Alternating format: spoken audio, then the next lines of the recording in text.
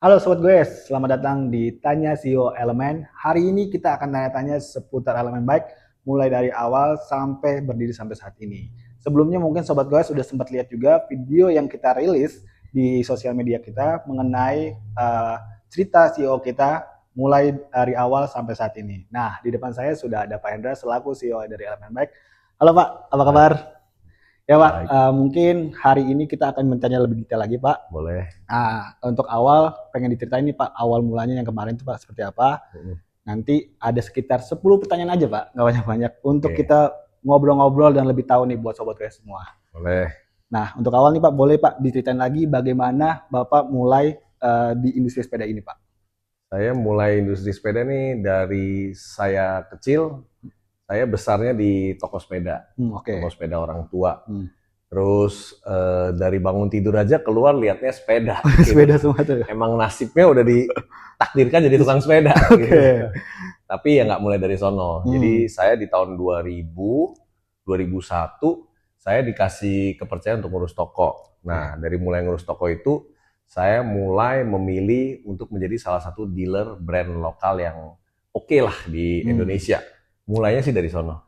Oh oke, berarti awal mulanya dari dealer brand lokal yang cukup besar, akhirnya sampai saat ini. Nah, saat jadi dari jadi dealer brand besar itu Pak, pasti kan ada hal positif dan hal negatifnya itu Pak saat menjalankan ini. Pasti, pasti Pasti kan itu ya. mah. Nah, hal positifnya dulu nih Pak, apa gitu Pak? Positifnya ya, Hmm. dari menjadi dealer dia, saya banyak belajar tentang manajemen, Hmm. belajar belajar tentang strategi, Oke. disiplin, kurang Hmm. lebih seperti itulah. Nah, negatifnya apa tuh Pak? Kira-kira. Negatifnya mungkin sebagai brand lebih banyak mengatur, tidak kasih ruang kebebasan untuk dealer berkembang.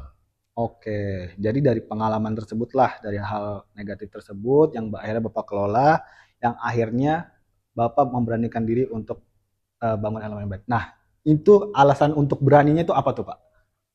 Ya, sebenarnya simple.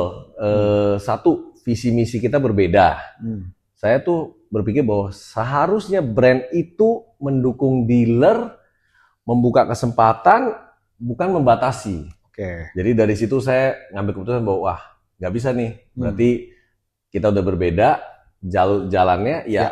saya memberanikan diri untuk bangun jalan saya sendiri.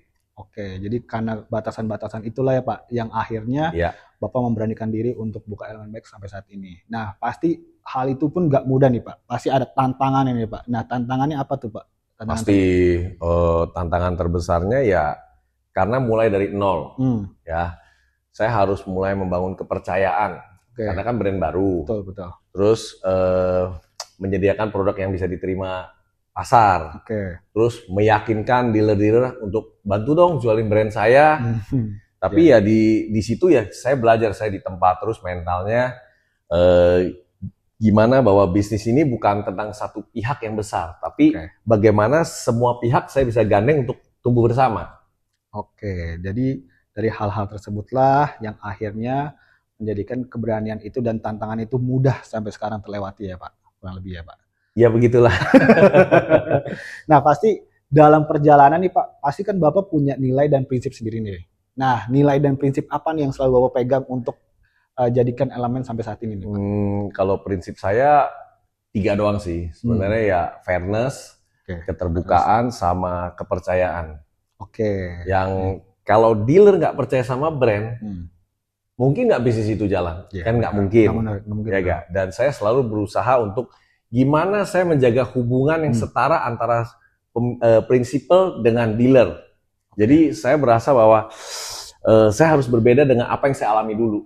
Oke, ya dari pengalaman dulu ya Pak yang akhirnya banyak Bapak benahi untuk elemen baik sampai saat ini. Ya, Nah pasti sebuah brand itu pasti ada visi misinya nih Pak. Nah kalau visi misi dari Bapak sendiri tuh kayak gimana tuh Pak untuk elemen baik Pak? buat saya visi misi itu kayak pondasi ya. Hmm, Kalau misalnya visi misi saya hanya ngejar dominasi pasar, hmm, biasanya jalannya akan berat buat ekosistem. ya, Tapi kalau visi misi saya untuk membangun, mendukung, menghidupkan pasar, hmm, pasti bisa menyenangkan semua pihak. ya, Otomatis saya pasti pilih arah yang kedua.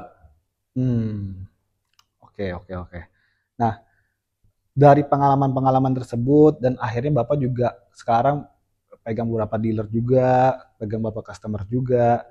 Dari pengalaman Bapak sebelumnya pasti Bapak udah tahu nih do and don't-nya harus seperti apa. Nah, cara ngebangun hubungannya gimana nih Pak sama dealer-dealer tersebut Pak? Yang pasti komunikasi terbuka. Oke. Jadi sebagai dealer biasa kan pasti ada masukan, ada cara kebutuhan setiap dealer pasti Ya, berbeda-beda. berbeda. Dan saya berasa sebagai brand saya harus berusaha mendengar. Ya.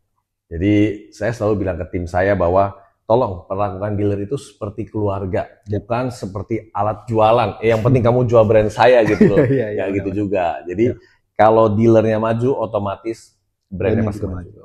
Oke. Ya, cukup menarik juga berarti pendekatannya ya Pak terhadap dealer seperti itu. Nah, gimana sih pasti kan dealer tuh punya karakteristik masing-masing nih Pak. Gimana sih biar dealer itu bisa ngerasa mereka itu dihargai Pak sama kita tuh Pak? Ya sebenarnya gampang. Dealer itu hanya butuh kebebasan, didukung, dipercaya. Mereka bukan robot yang, kamu begini, kamu begitu, kamu begini. Ya nggak gitu juga. Ya. Pokoknya kita harus memperlakukan dealer itu bukan bawaan, melainkan partner. Oke. Itu yang coba saya bangun di Elemen. Ya. Jadi pendekatan seperti itu lah ya Pak ya, yang akhirnya sampai sekarang ini pun berjalan dan cocok lah dari Elemen ke dealer-dealer. Ya. Oke. Nah, industri sepeda di Indonesia kan juga relatif naik turun nih Pak. Nah, harapannya apa nih sih Pak untuk ekosistem sepeda di Indonesia nih Pak? Ya, kalau kamu nanya saya, ya saya pengennya ekosistem sepeda di Indonesia ya tumbuh, sehat. Terus jangan hanya satu brand yang besar, harus banyak brand besar. Terus dealer-dealer kita juga berkembang, komunitas-komunitas juga berkembang. Jadi menguntungkan brand dan ekosistem sepeda di tanah air kita. Itu harapan besarnya Pak ya untuk ekosistem di Indonesia ya Pak ya. Ya semoga harapan itu juga nanti akan bisa berjalan dan terrealisasi. Nah, terakhir nih Pak pertanyaannya Pak, untuk teman-teman yang masih pakai cara atau sistem lama nih Pak, apa sih pesan-pesannya untuk mereka nih Pak? Ya gini aja, kalau saya sih jangan takut berubah. Kalau merasa ada perbedaan visi, ya jangan ragu untuk memilih jalan sendiri. Karena bisnis itu menurut saya bukan hanya soal ikut arus. Kadang-kadang kita harus punya value yang sejalan dengan prinsip kita. Saya udah pernah melewati itu semua dan saya percaya, terus saya berani keluar dari zona nyaman. Ya keluar dari zona nyaman itu seperti membuka pintu baru sendiri lah.